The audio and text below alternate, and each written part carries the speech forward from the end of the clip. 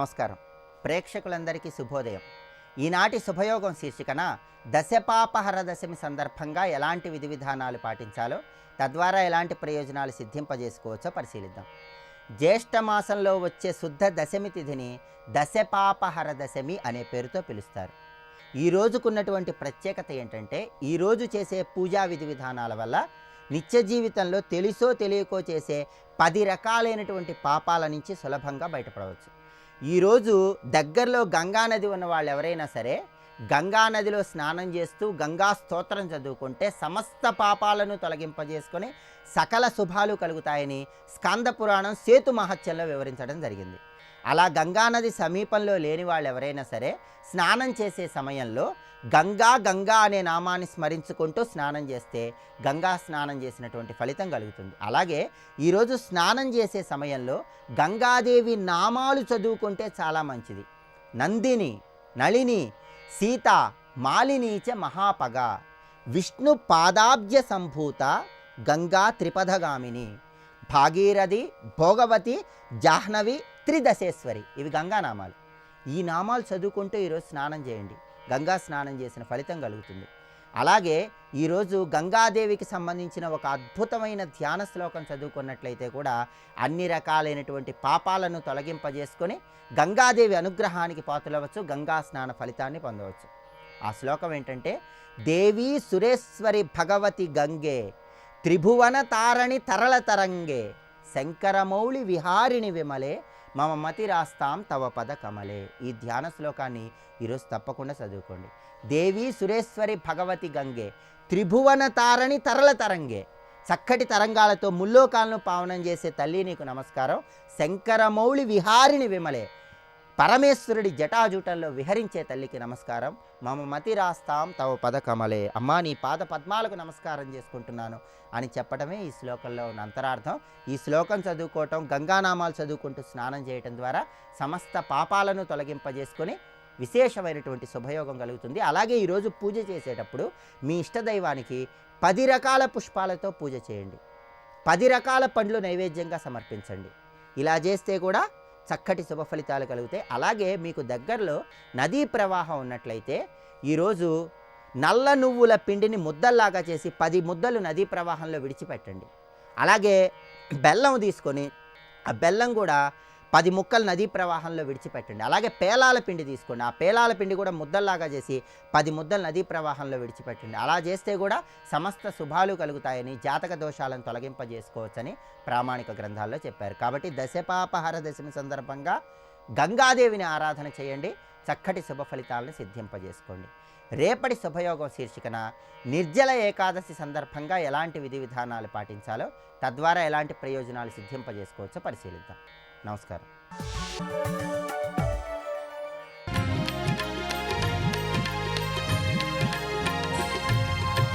రాముడు రాఘవుడు రవికులుడితడు, భూమి జగ్గుపతి అయిన పురుష నిధానము, రాముడు రాఘవుడు రవికులుడితడు. ప్రధానంగా నువ్వు గుర్తుపెట్టుకోవాల్సినటువంటి విషయములు ఏంటంటే, పంచేంద్రియాలకి లొంగకుండా ఉండడము. ఇవి భరతుడికి చెప్తున్నాడు కదా, మనందరికీ కూడా మంచి జీవితానికి కావాల్సిన విషయం చెప్తున్నాడు. అలాగే అనృతం, అబద్ధం ఉండరాదు, క్రోధం ఉండరాదు, ఏమరపాటు ఉండరాదు, దీర్ఘసూత్రత, వాయిదాలు వేయడం, బద్ధకం అది కూడదు. అదేవిధంగా అంటే కాలయాపన చేయడం కూడదు అని చెప్పడం. అలాగే శాస్త్ర పరిశీలన చేయకుండా ఉండకూడదండి. శాస్త్రాలు ఏం చెప్తున్నాయి? అదర్శనం అనే మాటకి ఇది ఒకటి. కొందరు అదర్శనం జ్ఞానవతం అనే కలిపి చెప్తే ఇంకా అద్భుతమైన మాట వచ్చింది. జ్ఞానవంతుల్ని చూడకుండా ఉండకూడదుటండి. అంటే మనం ప్రయత్నపూర్వకంగా జ్ఞానుల్ని కలవాలి. జ్ఞానులతో కలిసినటువంటి క్షణాలే సార్థకత. మహాత్ములతో కలిసి 2 నిమిషాలు మాట్లాడిన జన్మ చేతార్థం అండి. మహాత్ములతో మాట్లాడినప్పుడు జీవితం ఎంత శుద్ధమైపోతుందో తెలుసా? ఆ క్షణం జ్ఞానం అంటే భగవత్ స్వరూపం, మర్చిపోరాదు. అందుకే జ్ఞానం చెప్తూ ఉన్నప్పుడు అది గంగలా మనల్ని పావనం చేసేస్తుంటుంది. మునిగిన గంగ ఎంత పవిత్రం చేస్తుందో వినబడిన జ్ఞానం మనల్ని ఎంత పవిత్రం చేస్తుంది. అందుకని అహి జ్ఞానేన సదృశం పవిత్రం హి విద్యతే. జ్ఞానంతో వాళ్ళు మాట్లాడుతూ ఉంటే తప్పకుండా అవి మనల్ని పవిత్రం చేస్తాయి. పైగా జ్ఞాని ఎప్పుడు తచ్చింతనలో ఉంటాడు కనుక అతని నుంచి ప్రసరింపబడుతున్నటువంటి దృష్టి కానీ, భావం కానీ, చూపు కానీ, నవ్వు కానీ అన్ని జ్ఞానమయమై ఎదుటివాడిని తరింపజేస్తాయి. అందుకే సాధూనాం దర్శనం పుణ్యం స్పర్శనం పాపనాశనం అన్నారు ఇక్కడ. అది జ్ఞానవంతుల దర్శనం చేస్తూ ఉండాలి. ఇది కూడా ప్రధానమైన అంశం. ఈ శ్లోకం అలా గుర్తుపెట్టుకున్నా చాలండి. సోమరితనం అండి, ఇది భయంకరం. ఇది మామూలు నిత్య జీవితానికి ప్రమాదమే, ఆధ్యాత్మిక జీవితానికి మరీ ప్రమాదం. అదే పంచవృత్తితాం, పంచవృత్తి విడిచిపెట్టాలి అన్నాడు. పంచవృత్తి అనే దానికి వ్యాఖ్యాతలు ఇచ్చింది ఏంటంటే పంచేంద్రియాలని నిగ్రహించుకోలేకపోవడం అనేది ఉండకూడదు, ఇంద్రియ నిగ్రహం అనేది ఉండాలి. ఇది చాలా ప్రధానమైనటువంటిది. ఇది వివరిస్తూ నువ్వు ఒక్కడవే ఆలోచించకూడదని చెప్పాను. అదేవిధంగా నేర్పరితనం లేని వారితో కూడా ఆలోచించరాదు సుమా. నిశ్చయించిన వెంటనే పనులు ప్రారంభించకుండా ఆలస్యం కారాదు సుమా. ఇది కూడా కొన్ని చెప్పినవే చెప్పినట్టున్న కించిత్ మార్పులు కనిపిస్తుంటాయి మనకి ఇక్కడ. అందుకే నిశ్చితానా మనారంభం, నిశ్చయించిన వాటిని ప్రారంభించకుండా ఉండరాదు. ఇది అదేవిధంగా రహస్యాన్ని రక్షించుకోవడం చాలా ప్రధానం. ప్రతిదానికి ఇంటికైనా గృహానికైనా ఒక కార్యాలయానికైనా ఒక రాజ్యానికైనా కొన్ని రహస్యాలు ఉంటాయండి. ఆ మంత్రస్య పరిరక్షణం ఇది చాలా ప్రధానమైనటువంటిది, దాన్ని రక్షించాలి. ఈ విధంగా చెప్తూ ఎంతోమంది శత్రువుల మీద ఒక్కడవే యుద్ధానికి వెళ్ళట్లేదు కదా, పైగా ఆలోచించకుండా యుద్ధానికి వెళ్ళట్లేదు కదా, జాగ్రత్తగా అందరితో వ్యూహరచన చేసుకుని పెడుతున్నా కదా. అదేవిధంగా దశవర్గము, పంచవర్గము, చతుర్వర్గము, సప్తవర్గము, అష్టవర్గము, త్రివర్గము క్షేమంగా ఉన్నాయి కదా అన్నాడు.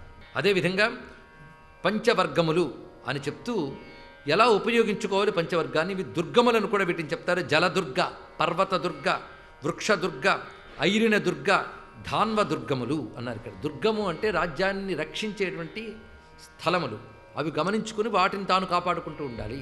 ఒకటి జలదుర్గములు, పెద్ద పెద్ద సముద్రాలు ఉన్నాయి, నదులు ఉంటే శత్రువు రాలేడు, అది జలదుర్గం. అలాగే పర్వతాలున్నా శత్రువులు రాలేదు, పర్వతదుర్గం. అలాగే వృక్షములు బాగా ఉన్నటువంటి అరణ్యాలు కూడా అవి దుర్గములే.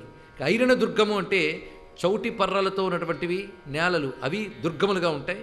ధాన్వ దుర్గం అంటే ఎడారులు, ఇవన్నీ దుర్గములు. వీటిని జాగ్రత్తగా రక్షించుకుంటూ ఉన్నావు కదా. అలాగే చతుర్వర్గము జాగ్రత్తగా చూసుకుంటున్నావా. చతుర్వర్గం అంటే సామధాన భేద దండోపాయములు. రాజనీతిలో అది గొప్ప విషయం అండి. ముందు ఆ శత్రువు పట్ల సౌమ్యంగా మాట్లాడి శత్రుత్వం లేకుండా లొంగ తీసుకుని ప్రయత్నం చేయాలి. దానికి లొంగకపోతే దానం ఏదో ఒకటి ఇచ్చి వదిలించుకోవడం, దానికి లేకపోతే బెదిరించడం, దానికి లొంగకపోతే శిక్షించడం. సరస సామధాన భేద దండ చతురా అని త్యాగరాజస్వామి వారు రాముణ్ణి ఎంత బాగా కీర్తిస్తారండి. సామధాన భేద దండముల్లో నేర్పరువు నువ్వు, అది ఎలా చేసేవు రామాయణంలో అంటూ కీర్తనంతా వివరిస్తాడు త్యాగయ్య. అందుకో సరస సామధాన భేద దండ చతురా అని కీర్తన చాలా ప్రసిద్ధిగా ఉంది. అంటే రాముల్లో ఉన్న గుణాన్ని త్యాగరాజు ఆ విధంగా దర్శించాడు ఇక్కడ. అలాగే సప్తవర్గములు ఏవైతే ఉన్నాయో అవి చాలా ముఖ్యమైన ఉన్నాడు. సప్తవర్గములు ఇవన్నీ కూడా రాజనీతిలో పారిభాషిక టెర్మినాలజీ అండి. ఎలాగైతే మనకి తాపత్రయం అంటారు, తాపత్రయం అంటే 3 ఉన్నాయి. అలాగే చతుర్విధ పురుషార్థాలు ఇవన్నీ పదజాలం, వీటిని పారిభాషిక పదాలు అంటే అలా రాజనీతిలో పారిభాషిక పదాలు. సప్తవర్గములు అంటే రాజుకు ప్రధానంగా పరస్పర ఉపకారములు, వారి వల్ల వీరికి వీరి వల్ల వారికి ఉపకారం జరిగే వర్గములు సప్తవర్గములు.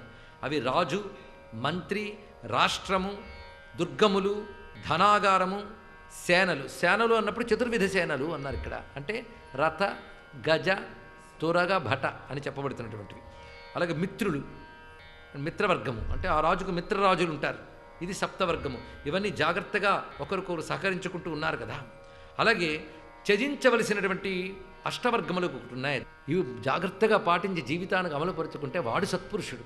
అందుకే పైశూన్యం అంటే చాడీలు చెప్పుట, సాహసం, ఇక్కడ సాహస శబ్దానికి తొందరపాటు, అన్నిటికీ తొందర చాలా ప్రమాదకారి అంటున్నారు ఇక్కడ. అలాగే ద్రోహం, ద్రోహ చింతన, ఈర్ష్య అంటే ఓర్వలేమితనము, అసూయ, అదేవిధంగా అర్థదూషణం అంటే కఠినంగా మాట్లాడుట, అలాగే నిష్కారణంగా శిక్షించుట అనే దాన్ని చూపిస్తున్నాడు ఇక్కడ. నిష్కారణమైన శిక్ష.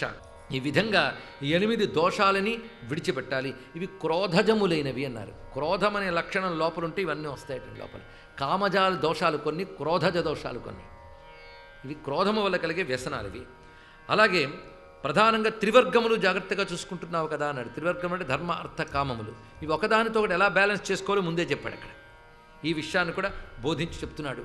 ఇలా ఎన్నెన్ని విషయములు ఉన్నాయి. అలాగే 3 విద్యలు జాగ్రత్తగా చూసుకుంటున్నావు కదా అన్నాడు ఇక్కడ. విద్యాస్తిస్రశ్చ, 3 విద్యలు అనగానే ఇక్కడ ఏం చెప్పుకోవాలి? మామూలుగా అయితే వేదాధ్యయన సంపన్నుడికి ఋగ్యజుస్సామములు అని చెప్పాలి.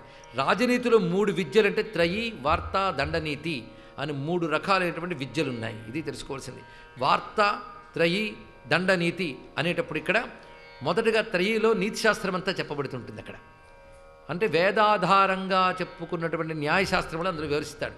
అలాగే వార్త అన్నప్పుడు కృషి గోరక్ష చేస్తూ మొత్తం తన దేశంలో ఉన్న వాళ్ళ జీవికలు ఎలా ఉన్నాయనే సమాచారం తెలియాలి. వాళ్ళకి జీవనోపాయం జాగ్రత్తగా ఉండాలండి. దానికి వార్త అంటారు. జీవనోపాయం అని అర్థం. వార్త అంటే న్యూస్ కాదు. లోకం నడిచే తీరు, జీవనోపాయం అని రెండు అర్థాలు ఉన్నాయి వార్తా శబ్దానికి. అది భగవత్ శబ్దమే. వార్తాసి దేవి విదితాకిల శాస్త్రసార వివరిస్తారు అక్కడ. వార్త తల్లి యొక్క స్వరూపం, అందుకే వార్త. ఇక దండనీతి, ఎవరిని ఎలా శిక్షించాలి తెలిసేసా. ఈ మూడు విద్యలు క్షుణ్ణంగా వచ్చు కదా అని అడిగాడు ఇక్కడ. ఇక ఇంద్రియాణాంజయం బుద్ధ్వా షడ్గుణ్యం దైవమానుషం కృత్యం 20 వర్గంచ. అలాగే దైవము మానుషము రెండు ఉంటాయి. నీ ప్రయత్నం ఎంతున్నా దైవ సహాయం కూడా కావాలి. ఆ రెండిటి యొక్క అంశములు యందు జాగ్రత్తగా ఉన్నావు కదా. అలాగే సంధి నిగ్రహము ఇవన్నీ జాగ్రత్తగా, అంటే ఎవరితో సంధి చేసుకోవాలి, ఎవరిని నిగ్రహించాలి, ఇవన్నీ జాగ్రత్తగా చూసుకుంటున్నావు కదా. అంతేకాదు నువ్వు రహస్య సమాలోచనలు చేసినప్పుడు జాగ్రత్తగా ముఖ్యమైన వాళ్ళతో ఉంటున్నావు కదా. వేదోక్త కర్మలు మానడం లేదు కదా. ఇది చాలా ముఖ్యమైనటువంటి విషయం. అందుకే ఎవరు నిత్య జీవన వ్యవహారంలో ఉంటారో వాళ్ళు భగవంతుడిని ఆరాధించాలి. ఎందుకంటే ఆ వ్యవహారాలు మరింత సులభంగా ఫలవంతంగా అవుతూ, ఆ వ్యవహార సమయంలో తాము పాపం చేయకుండా ఉంటూ, ఇతరుల పాపానికి గురి కాకుండా రక్షింపబడుతూ ఉండాలంటే దైవరక్షణ కావాలి. అందుకే దైవమానుషములు జాగ్రత్తగా చూసుకుంటూ ఉండాలి. నీ ప్రయత్నము ఉండాలి, ఈశ్వరానుగ్రహం ఉండాలి. రెండింటినీ చూసుకోవాలి. కేవలం ఇటు ఒరిగినా తప్పే, కేవలం అటు ఒరిగినా తప్పే, రెండూ కావలసిందే. అందుకే దైవమానుషవు అనే మాటను కూడా చూపిస్తున్నాడు. కచ్చిత్తే సఫలా వేదాః, కచ్చిత్తే సఫలా క్రియాః, కచ్చిత్తే సఫలాదారాః, కచ్చిత్తే సఫలం శృతం. నీ వేదోక్త ధర్మములు చక్కగా చేసుకుంటున్నావు కదా, కృతకృత్యుడు అవుతున్నావు కదా, నీ అగ్నిహోత్రాల అనుష్ఠానాలు సఫలంగా చేస్తున్నావు కదా, అలాగే నీ భార్య నీకు అనుకూలముగా ఉన్నది కదా. ఇది కూడా చాలా ప్రధానమైన అంశం. అలాగే నీ శాస్త్రజ్ఞానము నీలో సద్గుణాన్ని పుంచుతోంది కదా. అందుకే కచ్చిత్తే సఫలం శృతం. నువ్వు విన్న శాస్త్రాలు సఫలమవుతున్నాయా అని అడిగాడు. సఫలమవుతున్నాయని అడగడంలో అందం ఉందండి. అంటే శాస్త్రాలు విన్నానండి చాలా, అడిగితే చెప్పగలను కూడా, ఏం లాభం, అది నీలో ఉన్నాయా? సఫలం అంటే అవి చక్కగా ఫలవంతంగా జరుగుతున్నాయా. అందుకే వేదములు నీ దగ్గర ఫలవంతంగా ఉన్నాయా అంటే ఆ వేదములు చక్కగా అనుసరిస్తూ ఉన్నావా, నీ కర్మల్ని సఫలం చేసుకుంటున్నావా అనుష్ఠిస్తూ, అదేవిధంగా నీ యొక్క జ్ఞానము సఫలముగా ఉన్నది కదా అని చెప్తూ నేను చేసిన ఈ బోధలన్నీ చివరికి చెప్తున్నాడు. ఎందుకంటే కచ్చిదేశైవ తే బుద్ధి యథోక్తా మమ రాఘవ ఆయుష్యాచ యశస్యాచ ధర్మకామార్థ సంహితా. నీకు చెప్పిన ఈ బోధలు ధర్మకామార్థములని త్రివర్గములకి సంబంధించినవి. ఇవి ఆయుష్ని యశస్సుని పెంచుతాయన్నాడు. కరెక్ట్ వే ఆఫ్ లైఫ్ వల్ల జీవితం ఆయుష్ పెరుగుతుందండి, తెలుసుకోవాలి. ఇక్కడ మొదటి నుంచి ఇలాంటి జీవితం ఉంటే వాడికి ఆయుష్ పెరుగుతుందట, కీర్తి పెరుగుతుందట. కీర్తి సహజంగా పెరుగుతుంది. ఇలాంటి జీవితాన్ని నడిపితే వాడికి మంచి పేరు రాదా చెప్పండి. ఇక్కడ కీర్తి ఎలాగో పెరుగుతుంది, ఆరోగ్యము ఆయుష్ పెరుగుతుంది. అందుకే ధర్మ విధానములంటే సామాన్యమైనటువంటి అంశములు కావు. ధర్మముగా జీవించడం వల్ల ఇహం కూడా బాగుంటుంది, అది తెలుసుకోవాలి. ఇహం ఆరోగ్యవంతంగా ఉంటుంది. చక్కటి ప్లాన్డ్ లైఫ్. ఎంత చక్కగా ప్లాన్ మనం వేయక్కర్లే, శాస్త్రం వేసింది. దాని ప్రకారంగా జీవించడం వల్ల ఇహము పరము కూడా లభిస్తుంది అనే విషయాన్ని ఫలశ్రుతిగా చెప్పాడు. అంటే ఈ సర్గ చదవడం వల్ల ఆయుష్ యశస్సు లభిస్తాయి. సర్వం శ్రీ రామచంద్ర చరణారవిందార్పణమస్తు. స్వస్తి.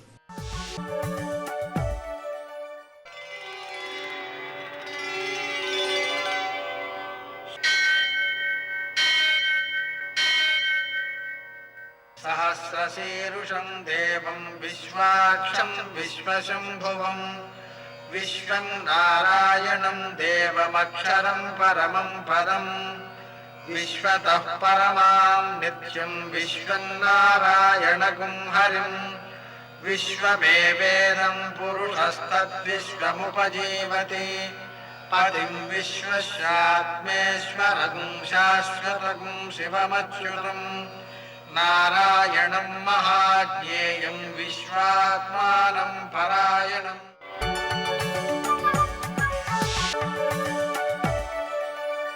సూర్యశౌర్యమథేందురింద్రపదవీ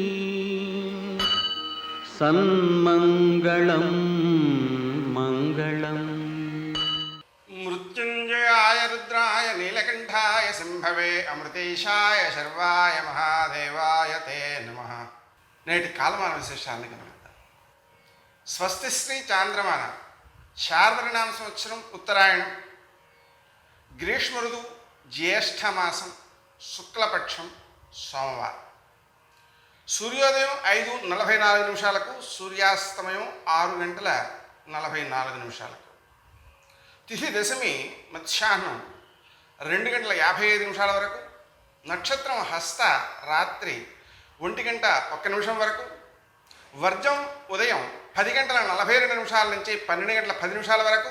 దుర్ముహూర్తం మధ్యాహ్నం 12:39 నుంచి 1:31 వరకు. మరల మధ్యాహ్నం 3:15 నుంచి 4:07 వరకు. అమృతకాలం రాత్రి 7:30 నుంచి 8:59 వరకు. రాహుకాలం సోమవారం కాబట్టి ఉదయం 7:30 నుంచి 9 వరకు. అష్టకవర్గ రీత్యా శుభప్రదమైన సమయం సాయంకాలం 4:30 నేటి విశేషం సోమవారం. అలాగే దశాశ్వమేధ ఘట్టంలో పాడ్యమ నుంచి ప్రారంభించినటువంటి దశాశ్వమేధ ఘట్టంలోని గంగా స్నానం ఈ రోజుతో పరిసమాప్తమవుతుంది. సేతుబంధనంలో రామేశ్వరుని ప్రతిష్ఠ చేసినటువంటి రోజుది. దీన్ని గంగావతారం అంటారు. ఈరోజు ఆ దశాశ్వమేధ ఘట్టంలో స్నానం చేయడం దశవిధ పాపములను హరించడం కోసం దశహర గంగా స్తోత్రాన్ని పఠించుకోవడం, ప్రత్యేకించి అక్కడ హోమాధికాన్ని నిర్వర్తించటం, ఇవన్నీ కూడా పాపాలన్నిటినీ కూడా పోగొట్టేటువంటి ఉత్తమమైన మార్గాలు. విశేషించి సోమవారం శివప్రీతికరం కూడా కావడం వల్ల ఉదయం నుంచి ప్రదోషకాలం వరకు కూడా ఆ భగవంతుణ్ణి స్మరించడం ఉత్తమమైనటువంటి ఫలితాలను ఇస్తుంది. గంగా గంగేతి యో బ్రూయాద్ యోజనానాం శతైరపి ముచ్యతే సర్వపాపేభ్యో విష్ణులోకం సగచ్చతి. గంగా గంగా గంగా అని స్మరించినంత మాత్రం చేత అన్ని పాపాలని కూడా పోగొట్టుకున్నవాడై వాడు 800 మైళ్ళ దూరంలో ఉన్నా సరే అక్కడి నుంచి కూడా స్మరించవచ్చు. ఆ విధంగా స్మరించి విష్ణులోకాన్ని పొందుతాడు. ఆ విధంగా ఉత్తమమైనటువంటి రోజుగా దీన్ని పరిగణన చేయాలి. శంకరుణ్ణి స్మరించడం వలన ఎటువంటి ఫలితాలు ఉంటాయి అనే విషయంలో పుష్పదంతుడు అనేటువంటి వారు చెప్పారు. యత్కృత్యం తన్న కృతం యదకృత్యం కృత్యవత్తదాచరితం ఉభయో ప్రాయశ్చిత్తం శివతవ నామాక్షరత్వయోచ్చరితం.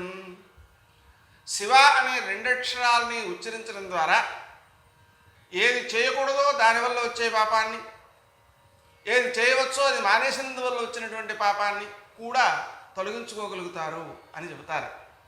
అందువలన శివప్రీతికరమైనటువంటి సోమవారం రోజున గంగా స్నానం, శివదర్శనం, శివస్మరణం ఇవన్నీ కూడా ఉత్తమమైన ఫలితాలను అందజేస్తాయి. నేటి ఆణిమిత్య.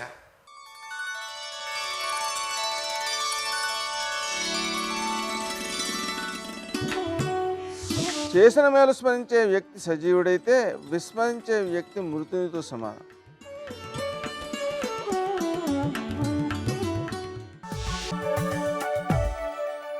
ఓంకారరూపిణీ క్లీంకారవాసినీ జగదేకమోహినీ ప్రకృతి స్వరూపిణీ. భద్రం కర్ణేభిశ్వ్యామ దేవాహ. మా చెవులు మంచి మాటలు వినుగాక. మంచి మాటలు వింటున్నావు, మంచి విషయాలు చూస్తున్నావు, అది మంచి ఆలోచనలు చెప్తుంది. ఈ కిటికీలలోంచి లోపలికి నువ్వేం పుచ్చుకుంటున్నావో, ఇందులోంచి ఏ విడుతోందో, ఇందులోంచి ఏ విడుతోందో అవి తత్సంబంధమైన ఆలోచనలు చెప్తుంది. నీకెప్పుడూ మంచి మాటలు వినడం అలవాటైతే నీ మనసు కూడా అందులో మనం ఒకటి పాటిద్దాం, ఈ పాటి కూడా పాటించలేకపోతే మనుష్య జన్మెందుకు అని ఓ మంచి ఆలోచన చెప్తుంది. ఎప్పుడూ అసలు స్వార్థం గురించి చెప్పేటటువంటి ప్రదేశాల్లో తిరిగి అక్కర్లేని ఉద్వేగాలు కల్పించేటటువంటి విషయాలన్నీ లోపలికి పుచ్చుకుంటే ఉద్వేగపూరితమైన ఆలోచనలు కాకపోతే ప్రశాంతమైన ఆలోచనలు, లోకోద్ధరణకి సంబంధించిన ఆలోచనలు ఎందుకు వస్తాయి? పోనీ లోకోద్ధరణ మాట దేవుడిరు, ఆత్మోద్ధరణకి సంబంధించిన ఆలోచన ఎందుకు వస్తుంది? కాబట్టి ఉద్ధరేణాత్మనాత్మానం, నిన్ను నువ్వు ఉద్ధరించుకోవడం, ముందు చేతనవడానికి అటువంటి విషయాలు లోపలికి పుచ్చుకునే ప్రయత్నం చెయ్యడం సాధన. దాని వైపు తిరిగి ఫలవంతమై ఉంచుకున్నవాడెవడో వాడు సతాం. 10 మంది గురించి ఆలోచించగలిగినటువంటి వాడు. అటువంటి వాడు సకృన్నత్వానత్వా, వాడెవరినీ పాడు చెయ్యాలని కోరుకోడు. వాడు లోపల ప్రశాంతంగా ఉంటాడు. అంతటా అమ్మవారిని చూస్తాడు తప్ప వాడికి ఇంకొకటి కనపడదు. వాడికి భేదభావాలు ఎందుకు వస్తాయి అసలు? వాడికి రావు. వృషద్విచిత్రతల్పయో భుజంగముక్తికస్రజో గరిష్టరత్నలోష్టయో సుహృద్విపక్షపక్షయో తృణాదవింద చక్షుషో ప్రజామహీ మహేంద్రయో సమప్రవర్తయన్మన కదా సదాశివం భజే అంటాడు. అన్నిటా సమాన భావనతో ఉంటాడు. తుల్య నిందా స్తుతిర్మౌని సంతుష్టో ఏనకేనచిత్ అనికేత స్థిరమతి భక్తిమాన్ మే ప్రియో నరహ అంటాడు. వాడు రా భక్తుడు, వాడంటే నాకు ఇష్టం, ఆ సమత్వం ఉన్నవాడంటే అంటాడు పరమాత్మ. కాబట్టి అది ఎదగడం జీవితంలో. అలా ఎదగడానికి నువ్వు ప్రయత్నం మొదలు పెడితే ఆవిడ చాలా ఇష్టపడుతుంది. వీడికి నేను ఇంద్రియాలు ఇచ్చాను, మనసు ఇచ్చాను, బుద్ధి ఇచ్చాను, స్వరపేటికి ఇచ్చాను, మాట్లాడే అధికారం ఇచ్చాను. వీడు తాపత్రయపడుతున్నాడు మంచి మాటల కోసం, మంచి పనులు చెయ్యాలని తాపత్రయపడుతున్నాడు. ఆవిడ పైకి లేపుతుంది. ఆవిడ ధర్మిణి, ధర్మవర్ధిని, ధర్మం వైపుకి నడిపిస్తుంది. ఇది ఆవిడకి ఇష్టం. శోకాపహంత్రి సతాం, అది సత్పురుషుడు అంటే. అందుకే శంకరాచార్యులు వారు వాత పెడతారు శివానందలహరిలో, గభీరే కాసారే విశతి విజనే ఘోర విపినే విశాలే శైలే చ భ్రమతి కుసుమర్ధంజలమతి సమర్ప్యై చేతస్సరచితమమానాదభవతే సుఖేనావస్థాతుం జనైహ న జానాతి కిమహో అంటారు. ఎందుకురా నాకు ఆ రొట్టంతా, నీ మనసి చాలు. వెంకటేశ్వరుడంతటి వాడు ఈ లోకంలో మొట్టమొదట ఆవుని కొడుతున్నప్పుడు పైకొచ్చినప్పుడు చెప్పిన మొదటి ప్రతిజ్ఞ ఏమిటో తెలుసా? కోట్లకి కోట్లు తెచ్చిన హుండీలో వేయమని నేను అడగట్లేదు. ఏకేన తులసి మాత్రతలేనాపి నరోత్తమ పూజయేద్ భక్తిభావేన తం రక్షామీతి మత్మనః. నువ్వు సత్పురుషుడవై ఉత్తమ భావనలతో ఉండి ఒక్క తులసి దళం నాకి, నేను నీ వెంట పరిగెడతాను. నువ్వు మంచి మార్గంలో ఉండి ఒక్క తులసి దళం వేయి, నాకు చాలు. అది మొదటి ప్రతిజ్ఞ వెంకటేశ్వరుడి లోకంలో. అయినప్పుడు ధర్మము కాపాడుతుంది, ధర్మ మార్గం కాపాడుతుంది. డబ్బు ఎక్కడ ఎందుకు కాపాడుతుంది? అయితే నేను డబ్బుని తక్కువ చేయట్లేదు, ఆర్జించవలసిందే. కానీ ధర్మమును విడిచిపెట్టి మాత్రం ఆర్జించకూడదు. మాతా నిందతి నాభినందతి పితా భ్రాతా న సంభాషతే భృత్యకుప్యతి నానుగచ్చతి సుతా కాంతాపి నాలింగతే అర్ధప్రార్థన శంకయా నకురుతే సల్లాపమాత్రం సుహృత్ తస్మాత్ నైతికమర్థమార్జన శృణు సఖే విత్తేన సర్వే వశాః. ఒక వయసు వచ్చిన తర్వాత డబ్బు సంపాదించకపోతే అమ్మ కూడా నింద చేస్తుంది, తండ్రి అభినందించడు. అన్నదమ్ములు నీవిచ్చిన జీతంతో పనివాడు పనిచేస్తుంటే వీడు చేయించుకుంటాడంటాడు. పనివాడు కూడా రూపాయి ఇవ్వడు కానీ పనులు చెప్తాడంటాడు. కొడుకు ఎదురొచ్చి కాళ్ళు కడుక్కోవడానికి నీళ్ళు ఇవ్వడు. భార్య ప్రియమార ఆలింగనం చేసుకోడు. కాబట్టి డబ్బు సంపాదించు, హే సఖే, ఓ స్నేహితుడా సంపాదించు. కానీ తస్మాత్ నైతికమర్థమార్జన శృణు సఖే, నీతి తప్పకుండా సంపాదించు, ధర్మాన్ని వదిలి సంపాదించవద్దు. ధార్మికమైన ఆర్జన ఏదైనా సరే కురు సద్బుద్ధిం మనసి వితృష్ణ, హాయిగా సంతోషంగా నీకు వచ్చిన దాంతో జీవించు, ఏదో లేదని ఏడవద్దు, శాంతి నీలోనే ఉన్నది.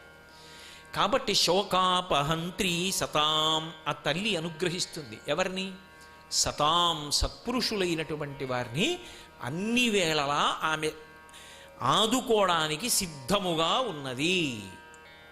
ఇది మూకశంకరుల యొక్క ప్రతిపాదన. పలికింది ఆయన కాదు, మూగవారు కామాక్షి పలుకుతోంది. అంటే నేను అనుగ్రహిస్తాను సత్పురుషులను. ప్రాకామ్య సిద్ధి అనో మాట ఉంటుంది లోకంలో. ఉత్తమమైనటువంటి నడవడి ఉన్నటువంటి వ్యక్తుల నోటి వెంట వచ్చినటువంటి మాటలు అమ్మవారి నోటి వెంట వచ్చినటువంటి మాటలే. ఆమె వారి ద్వారా పలుకుతూ ఉంటుంది. అందుకే ఆ కార్యాలు పూర్తవుతాయి. పెద్దలు నిర్ణయించినారుగానా అని ఎందుకంటారంటే వాళ్ళు నిర్ణయించారంటే అది అవుతుంది అని గుర్తు. అంటే సతాం, సత్పురుషులు కనుక అని పెద్దలు అన్న మాటకు అర్థం. కాబట్టి మీరు లోకంలో చూడండి, ఆమెకి ఆ ఉత్తమమైనటువంటి సౌలభ్య స్థితి ఉన్నది అమ్మవారికి. ఒకప్పుడు తిరుక్కడయ్యూర్ అని చెప్పి కాంచీపురానికి దగ్గరలోనే క్షేత్రం ఉంది. అభిరామి అమ్మవారి పేరు, అమృతఘటేశ్వరుడు అయ్యవారి పేరు. అద్భుతమైన క్షేత్రం. ఇప్పటికీ శివలింగం మీద యమధర్మరాజు గారి యొక్క పాశం యొక్క ముద్ర ఉంటుంది. మార్కండేయుడిని అక్కడే అనుగ్రహించాడు శంకరుడని. యమధర్మరాజు గారిని కాలు పెట్టి తంతే యమధర్మరాజు గారు కింద పడిపోయినటువంటి సన్నివేశం కూడా ఉంటుంది అక్కడ. ఇప్పటికీ స్వయంభువు మూర్తులుంటాయి. షష్ఠిపూర్తి అంతా అక్కడే చేసుకుంటారు. ఏనుగొచ్చి తీసుకెడుతుంది. వక్షస్థాడనమంత కస్య కఠినాపస్మార సంవర్ధనం బుభృత్పర్యటనం నమత్సురచిర కోటీర సంఘర్షణం కర్మీదం మృదులస్య తావక పదద్వంద్వస్య గౌరీపతే మచ్చేతో మణిపాదుకా విహరణం శంభో సదాంగీకురు అంటారు శంకరులు. ఆ పరమాత్మ అక్కడ అమృతఘటేశ్వరుడు, ఆమె అభిరామి. ఒక మహాభక్తుడు ఒక ఆయన ఉండేవాడు, సతాం, ఎవరి జోలికి వెళ్ళాడు, లోకమంతా అమ్మవారిగా చూస్తూ ఉంటాడు. ఆయన అభిరామి యందు చాలా ప్రీతి కలిగినవాడు కాబట్టి తల్లిదండ్రులు ఈ పిల్లాడికి ఏమిటో అభిరామి పూజ వలన పుట్టినవాడు కదా అని అభిరామ భట్టు అని పేరు పెట్టారు. భట్టు అంటే పూజనీయుడు, అమ్మవారి అనుగ్రహంతో అమ్మవారంత గౌరవనీయుడు కావాలని. ఆయన ఏం చేసేవాడు, పెద్దవాడిని ఎవరి జోలికి వెళ్ళేవాడు కాదు, లోకమంతటా అమ్మవారిని చూసేవాడు. ఒకళ్ళకి ఆకలిస్తే తన ఆకలిలాగే, ఏదో ప్రహ్లాదుడి గురించి భాగవతంలో చెప్తారు చూసారా, ఏదో తనయందు అఖిల భూతములందు నొకభంగి సమహితత్వంబున బరగువాడు, అన్ని భూతముల యందు తన బాధ వాటి బాధ, వాటి సంతోషం తన సంతోషం, ఆత్మవత్ సర్వభూతేషు యః పశ్యతి సపశ్యతి, అలా చూసేవాడు. ఆయన ఓ రోజున అమ్మవారి గుళ్ళో కూర్చుని తీవ్రమైనటువంటి ధ్యానం చేస్తున్నాడు. రాకాచంద్ర సమాన కాంతి వదన, పౌర్ణమి చంద్రబింబంలా ఆవిడ ముఖం కనపడుతోంది ఆయనకి ధ్యానంలో. ఆయన ఆ ముఖం వంక చూస్తూ అందులోంచి జాలువారుతున్నటువంటి అమృతాన్ని తాగుతూ పరమ సమాధిలో ఉన్నాడు. శరభోజీ మహారాజు దర్శనానికి వచ్చాడు. ఆయన గుర్రం దిగి లోపలికి వస్తుంటే మహారాజు గారు కదా, అందరూ లేచి నిలబడి స్వాగతం పలికారు. ఈయన సమాధిలో ఉన్నాడు, అందుకని ఆయన అలాగే ఉన్నాడు. మహారాజు వెళ్ళిపోతూ చూశాడు. వీడొక్కడు లేవలేదు నేను వస్తే అని అక్కడ ఉన్న అర్చకులను అడిగారు, ఎవరైనా అని అడిగాడు. సమాధిలో ఉన్నాడు, ధ్యానం చేస్తున్నాడంటే అంత పొగరా అని ఏమి శిక్ష వేస్తాడో, ఎందుకు వచ్చింది పాపం, ఆయన భక్తుడు, ఎవరి జోలికి వెళ్ళేవాడు కదా, భక్తుడు అంటే అది మాట, ఎవరి జోలికి వెళ్ళాడు, అంతటా అమ్మవారిని చూసేవాడు, పిపీలికాది పర్యంతంలో, ఆయన జోలి ఎందుకులే అని చెప్పి మహారాజా ఉన్మత్తుడు అలా కళ్ళు మూసు కూర్చున్నాడు, పిచ్చివాడు, ఆయన జోలి మీకెందుకు రండి అన్నారు. ఆయన లోపలికి వెళ్ళాడు, శివలింగాన్ని ఆరాధించాడు, అమ్మవారిని ఆరాధించి బయటికి వస్తూ చూశాడు. వెలిగిపోతోంది ముఖం. వీళ్ళు చెప్పింది అబద్ధం, ఏదో ఉంది ఇందులో అనుకున్నాడు. ఒకసారి కదిపి బహిర్ముఖుణ్ణి చేయండి అన్నాడు. కదిపి బహిర్ముఖుణ్ణి చేశాడు. ఆయన కళ్ళు విప్పుతూనే మహారాజు అన్నాడు, ఇవాళ తిథి ఏమిటన్నాడు. నిండు పౌర్ణమి అన్నాడు. ఎందుకని లోపల అమ్మవారు కనపడుతోంది, ముఖం పౌర్ణమి చంద్రబింబంలా కనపడుతోంది ఆవిడ. ఆవిడ ముఖాన్ని చూస్తున్నవాడు కాబట్టి బహిర్ముఖుడై నిండు పౌర్ణమి అన్నాడు. ఏమీ అనలేదు మహారాజు. ఆ రోజు అమావాస్య. సాయంకాలం చీకటి పడ్డాక వస్తాను, పౌర్ణమి చంద్రబింబాన్ని చూపిస్తావా అన్నాడు. తప్పకుండా అన్నాడు ఆయన. వెళ్ళిపోయాడు. శోకాపహంత్రీ సతాం, ఆయనదా పూచి, ఆవిడిది. ఎందుకని? ధ్యానం చేశాడది కాదు, లోకమంతటా వీడిని చూస్తాడు కాబట్టి. ఇప్పుడు ఆయన చీకటి పడింది, సంధ్యావందనం చేసుకుని గుళ్ళో మంటపంలో కూర్చున్నాడు. ఒరే మహారాజు గారు వస్తారా, నీ అసాధ్యం, మండిపోను, పౌర్ణమి అన్నావు, చంద్రబింబం ఎక్కడి నుంచి చూపిస్తావు, అందరూ బాధపడుతున్నారు. ఆయన అన్నాడు, నాకేం బాధ, నాకేది కనపడిందో అది చెప్పా, అమ్మవారి ముఖం కనపడుతోంది, పౌర్ణమి అన్నాను. పౌర్ణమి చూపించి బతికిస్తే ఆవిడ, అమావాస్య బింబం చూపించి చంపేస్తే ఆవిడ, ఏది చేసినా ఆవిడ, ఆవిడ చేతిలో పనిముట్టుని, పడిపోయినా ఆవిడ పాదాల మీదే, నిలబడినా ఆవిడ పాదాల దగ్గరే, నాకేం బెగ్గలేదన్నాడు. అని అభిరామి అంతాది అంటారు. అంతాది అన్నదానికి అర్థం ఏంటంటే ఏ మాటతో పూర్తి చేస్తారో మళ్ళీ ఆ మాటతో మొదలు పెట్టాలి. చాలా కష్టం కవిత్వంలో ఆ ప్రక్రియ. శంకరాచార్యులు వారు చేశారు. షట్పది స్తోత్రంలో ఉద్ధృత నగభిధనుజ ధనుజకులామిత్ర మిత్ర శశి దృష్టే భవతి, అలా ఏదో ఉద్ధృత నగ అన్నాను అనుకోండి, నగతో పూర్తయింది. ఇప్పుడు మళ్ళీ నగాతోనే మొదలెట్టాలి. ఉద్ధృత నగభిధనుజ, ధనుజాతో పూర్తయింది, మళ్ళీ ధనుజాతో మొదలెట్టాలి. ధనుజకులామిత్ర, మిత్రాతో పూర్తయింది, మళ్ళీ మిత్రాతో మొదలెట్టాలి. అందుకని మిత్ర శశి దృష్టే, మళ్ళీ దృష్టేతో మొదలుపెట్టాలి. దృష్టే భవతి, మళ్ళీ భవతితో మొదలెట్టాలి. అలా చేశారు శ్లోకం. అది అంతా అది అంటారు. దేంతో పూర్తయిందో దాంతో మొదలెడుతూ ఉండాలి. ఆసువుగా చెప్తున్నాడు ఆయన. ఆసువుగా అమ్మవారిని లోపల ధ్యానం చేస్తూ చెప్పేస్తున్నాడు. 79వ శ్లోకం దాకా అలా ఉంది వచ్చాడు. అంటే ఆయన లెక్క పెట్టుకోవాలి 79 శ్లోకాలని చెప్పేస్తున్నాడు. శరభోజీ మహారాజు వచ్చాడు, బాగా చీకటి పడింది. వచ్చి గుర్రం దిగాడు. దిగి ఆయన దగ్గరికి వచ్చి ఓసారి గడిపారు. మళ్ళీ ఆ కళ్ళు మూసుకుని శ్లోకాలు చెప్తున్నవాడు ఏమన్నాడు, ఇది పౌర్ణమి చంద్రబింబం అన్నాడు. అదిగో అన్నాడు. ఇలా చేయి చూపించి అదిగో అన్నాడు.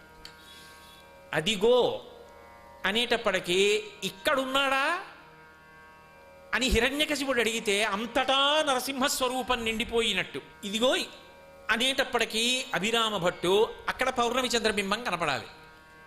రాజు ఇలా చూశాడు, అమ్మవారు కాపాడాలి, శోకాపహంత్రి సతాం, లేకపోతే ఆయన శోకిస్తాడు. నమ్ముకున్నవాడు ఇలా పోయాడని భక్తులు శోకిస్తారు. మరి ఆవిడ ఉందని నమ్మకం ఉండాలిగా లోకానికి. వాడు నా కొరకు రక్షింపవలయువాడు అంటాడు వామనమూర్తి ఘట్టంలో. వాడిని నేను రక్షిస్తున్నది వాడి కోసం కాదు, వాడినే రక్షించకపోతే అసలు నేను ఉన్నానని లోకం నమ్మదిగా. నా కోసం వాడిని రక్షిస్తున్నానంటాడు, భక్తుడిని అందుకు రక్షిస్తాడు. కాబట్టి ఇప్పుడు ఆవిడేం చేసింది, వెంటనే తన కుండలాన్ని తీసి ఆకాశంలోకి విసిరింది. ఆ కుండలం ఆకాశంలో పౌర్ణమి చంద్రబింబంలా ప్రకాశించింది. సర్వం శ్రీ ఉమామహేశ్వర పరబ్రహ్మార్పణమస్తు. స్వస్తి.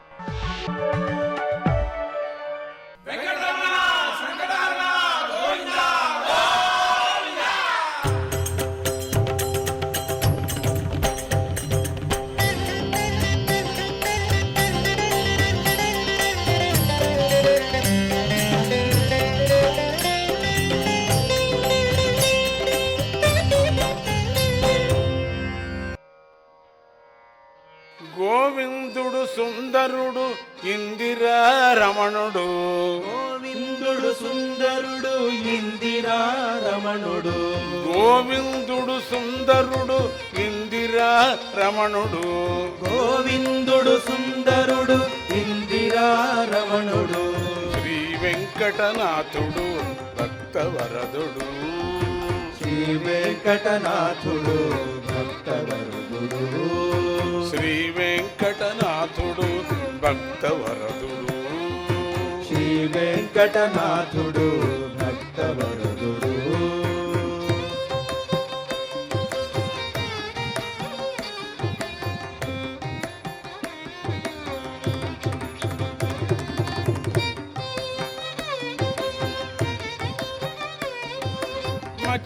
మత్స్యావతారుడై ప్రళయ జలది ఈదాడు. మత్స్యావతారుడై ప్రళయ జలది ఈదాడు. కూర్మావతారుడై మందరగిరి మోశాడు. కూర్మావతారుడై మందరగిరి మోశాడు.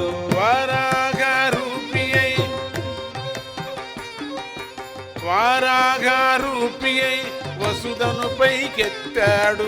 వారాగరూపియై వసుధను పైకెత్తాడు. ప్రహ్లాదుని కోరికపై స్తంభములో పుట్టాడు. ప్రహ్లాదుని కోరికపై స్తంభములో పుట్టాడు. గోవిందుడు సుందరుడు ఇందిరా రమణుడు.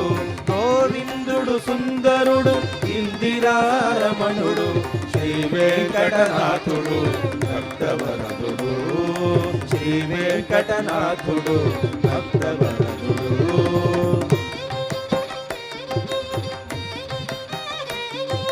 మూడడుగులు పొందగోరి వామనుడై ఒదిగాడు. మూడడుగులు పొందగోరి వామనుడై ఒదిగాడు. తిరిగి తిరిగి పరశువుతో దుట్టుల తెగ నరికాడు. తిరిగి తిరిగి పరశువుతో దుష్టుల తెగ నరికాడు. కోదండము నెక్కి పెట్టి ధర్మము నిలబెట్టాడు. కోదండము నెక్కు పెట్టి ధర్మము నిలబెట్టాడు. బలరామదేవుడై అవనినంత చుట్టాడు. బలరామదేవుడై అవనినంత చుట్టాడు. గోవిందుడు సుందరుడు ఇందిరా రమణుడు. గోవిందుడు సుందరుడు ఇందిరా రమణుడు. శ్రీ వెంకటనాథుడు భక్తవరదుడు. శ్రీ వెంకటనాథుడు భక్తవరదుడు.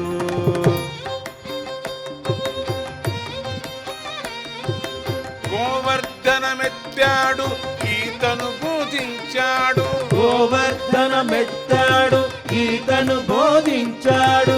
కలిభక్తుల కాపాడ ఏడు కొండలెక్కాడు. కలిభక్తుల కాపాడ ఏడు కొండలెక్కాడు. శిష్టులను ఉద్ధరింప అవతారం లెత్తువాడు. శిష్టులను ఉద్ధరింప అవతారములెత్తాడు. శ్రీ